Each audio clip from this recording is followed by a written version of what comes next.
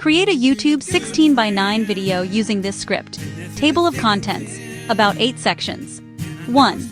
Untangling the timelines, an introduction to past tenses. 2. The past, simple, capturing completed moments. 3. The past continuous, painting a scene in motion. 4.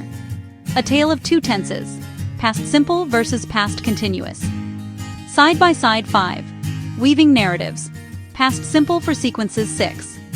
Setting the stage, past continuous for background ambiance. 7. Reinforcing the rules, comprehensive drills and examples. 8. Mastering the past, review, common pitfalls and final practice. Written by Raymond Murphy, Cambridge University Press, English Grammar in Use. Section 1. Untangling the timelines, an introduction to past tenses. When we tell a story or recount an event, we act like time travelers with words journeying back to a moment that's already concluded. English gives us tools to navigate this journey, tools that show not just what happened, but how it happened in time. Today we'll focus on two essential tools: the past simple, the past continuous.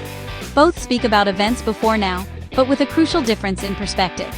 Understand that difference and your storytelling becomes clearer and more engaging. This isn't just grammar, it's a storytelling skill. Do you want to highlight a single completed action, like a sudden knock? Or describe an ongoing atmosphere, like someone quietly reading just before that knock? We'll make these concepts perfectly clear. We'll break down each tense into core components, how they're formed, and when to use them. We'll support this with clear examples and practice drills. Think of the past as a long, continuous film reel. Past continuous, pausing the film to view a moving frame. For instance, I was walking home. This shows an action in progress. Section 2. The past simple, capturing completed moments. Let's begin our detailed exploration with the past simple tense.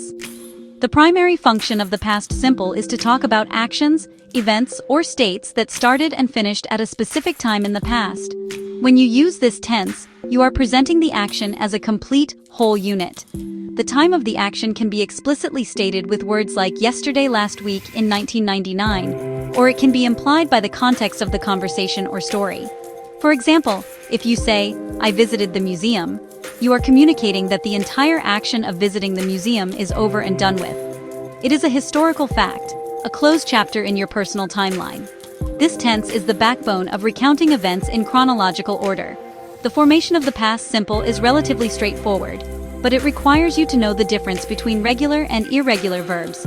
For regular verbs, you simply add the suffix ed to the base form of the verb. For instance, the verb walk becomes walked, play becomes played, watch becomes watched.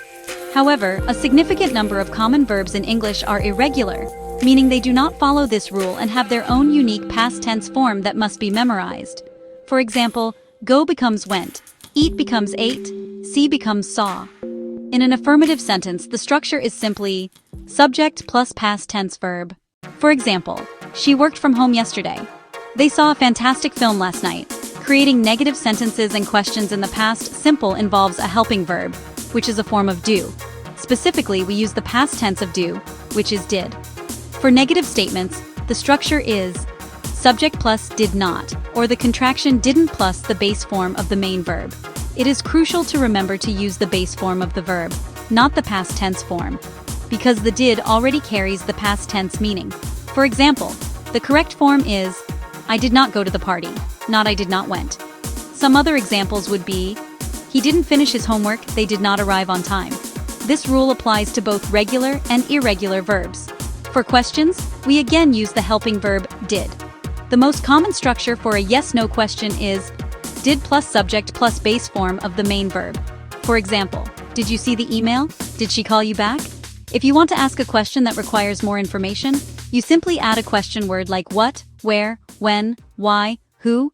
Now, let's shift our focus to the past continuous tense, which offers a very different perspective on past events. While the past simple looks at a finished action as a single point, the past continuous zooms in on an action and shows it in progress at a particular moment in the past. It describes an action that had already started but had not yet finished at that time. Think of it as setting a scene or providing background context. At 8 p.m. last night, I was watching a movie. You're not focusing on the start or end, you're placing the listener in the middle of the action. The form is consistent and easy to remember. Use the past tense of to be, was or were, plus the present participle. Verb plus ingyaois. Use was with singular subjects, I, he, she, it. Use were with plural subjects, we, you, they. Affirmative structure. Subject plus, was, were plus, verbing. Example, she was reading a book. Example, he was talking on the phone. Example, they were playing in the garden. To make it negative, add not after was, where. Structure, subject, plus, was, where, plus, not, plus, verbing. We often use contractions, was not, wasn't, were not, weren't. Example full, I was not listening to the music. Example contracted, I wasn't listening to the music. Example full plural, the children were not sleeping. Example contracted plural, the children weren't sleeping. Questions use inversion. Start with was, where. Yes, no structure. Was, where. Plus, subject plus verbing. Add a question word for more detail. Question word plus was, were. Plus subject plus verbing. Example, was she working late last night? Example, were they waiting for a long time? Example, what were you doing at 10 o'clock? Example, why was he running so fast? The true utility and expressive power of these two tenses become most apparent when they are used together within the same sentence or context. The most common relationship, a longer ongoing action, past continuous, interrupted by a shorter sudden action, past simple. This structure is a cornerstone of storytelling in English. The word when while, typically when, past simple, the interruption. Typically while, past continuous, the ongoing background. Classic example, I was reading a book in my room when I heard a loud noise. Reading our background. I was reading. Past continuous. Loud noise. Interrupting event. I heard. Past simple. She was walking home from work when she found a wallet on the sidewalk. Two long actions at once. Use past continuous for both, often linked by while. While I was cooking dinner, my husband was watching television. This paints two parallel activities occurring simultaneously. However, for a sequence of completed actions, you must use the past simple for all. He came home, took off his coat, sat down on the sofa. Using the past continuous here would wrongly imply simultaneous action.